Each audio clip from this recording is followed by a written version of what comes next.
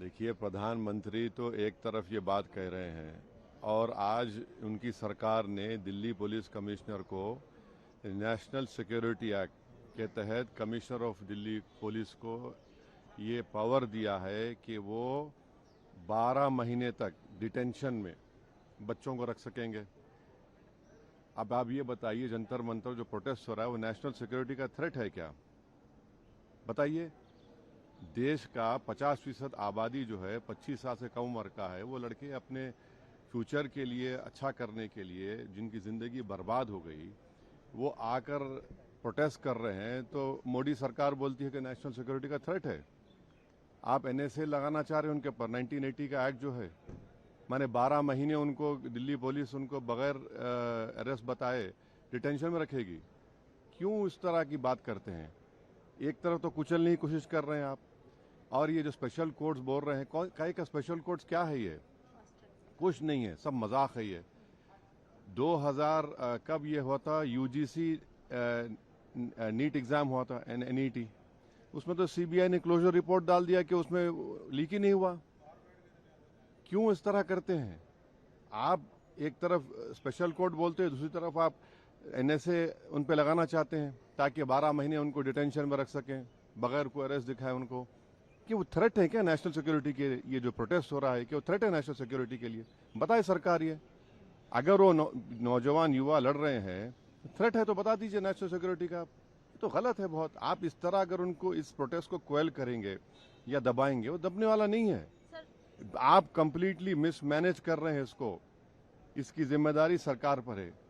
सरकार ये कह रही है कि ऑपोजिशन जो है इसको राजनीतिकरण दे रही है, राजनीतिक एक बात बताइए, जो बच्चे मर चुके हैं, किसी इंसान की औलाद थी ना? ये बिल्डिंग क्यों बनाई गई है? यहाँ पर आकर हम लोग थाली मारें, उनकी तकलीफ को बयान ना करें और हम सिर्फ रबर स्टैम्प की तरह बैठे रहें? अगर उन बच्चों को जो मर चुके हैं, आप अंदाजा भी नहीं कर सकते जिनका नुकसान हुआ है। चलिए एमपीज को बोलिए एग्जाम लिखो, एक एग्जाम लिखो फिर दूसरा एग्जाम लिखो। क्या कर रहे हैं आप? समझ नहीं रहे हैं आप। उन नौजवानों को आप समझ ही नहीं रहे हैं। आप ये समझ रहे हैं कि उनको दबा देंगे। आप नहीं दबा सकते उनको।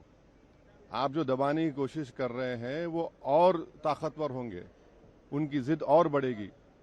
आप तो बातचीत ही नहीं करना चाहते। आप तो बोल रहे हैं कि माई वे और द हाईवे। तो गलत है ये। सर, ये जो डिस्कशन की पार्लियामेंट्री अफेयर्स मिनिस्टर ने दोनों हाउस में बोला है, कह रहे हैं हम लगातार अपील कर रहे हैं कि डिस्कशन के लिए आए जो तमाम। एक बात सुनिए, जो इस सरकार का कंटिन्यूअस बिहेवियर रहा है, आंदोलन हुआ एडवोकेट्स का, आंदोलन हुआ किसानों का लाल किले के पास, CAA का प्रोटेस्ट हुआ जिसमें पुलिस ने जामे मिलिया में घुसकर लाइब्रेरी, कैंटीन, हॉस्टल में मारा, एक बच्चे की आंख चले गई, सर पैर तोड़ दिया गया। आप इसी तरह से अगर इस मेथड को अडॉप्ट करेंगे, आपको कुछ हासिल नहीं होगा। बल्कि जनता में ये बात जा रही है कि रोड पर निकलने से ये बीजेपी सरकार डरती है, पार्लियामेंट में डिबेट से नहीं डरती है वो। ये परसेप्शन को अगर सरकार को तोड़ना है, क्योंकि अगर हम इलेक्टेड रिप्रेजेंटेटिव हैं और जनता ये समझ रही है कि रोड पे निकलेंगे तभी ये सरकार झुकेगी, ये हमारे बात को मानेगी, ये किसी के लिए अच्छा नहीं है। ये सरकार को अपना एक ओपिनियन चेंज करना पड़ेगा, अपना तरीका चेंज करना पड़ेगा। आप कौन सा ग्राउंड है आपका? हम तो जनता के नुमाइंदे हैं ना। बस चलिए, हो गया बस। सरकार ये कह रही है कि आप लोग संसद में चर्चा से भाग रहे हैं, खाली डिमांड कर रहे हैं, ऐसा कुछ नहीं है। भाई 77 में डब्लू